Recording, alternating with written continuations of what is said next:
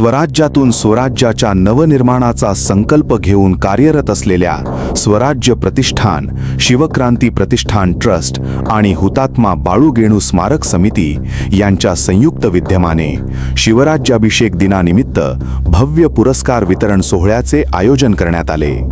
यावेळी महाराष्ट्र अल्पसंख्याक ख्रिस्ती विकास परिषदेचे जिल्हाध्यक्ष दीपक कदम यांच्या सामाजिक, संघटनात्मक आणि जनहिताच्या उल्लेखनीय कार्याचा गौरव करत त्यांना छत्रपती शिवाजी महाराज ज्ञानदीप गौरव आणि राजमाता माँसाहेब जिजाऊ कर्तृत्व गौरव पुरस्कार 2026 प्रदान करण्यात आला।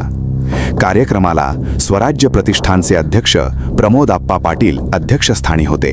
माजी पोलीस महासंचालक डॉक्टर सुधाकर सुराडकर, माजी राज्यमंत्री ज्योतिताई ठाकरे, संभाजीराजे जाधवराव, अभिनेत्री व मॉडेल पियू चौहान, मंगला परब, दीप्ती उर्फ प्रेरणा गायकर यांच्यासह विविध क्षेत्रातील मान्यवरांची प्रमुख उपस्थिती लाभली।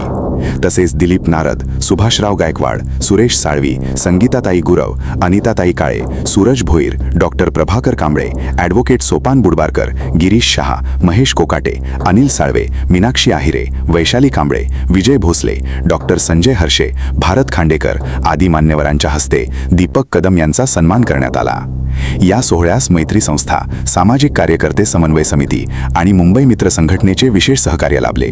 पुरस्कार स्वीकारल्यानंतर दीपक कदम यांनी सर्व आयोजक, मान्यवर आणि सहकाऱ्यांचे मनपूर्वक आभार मानले।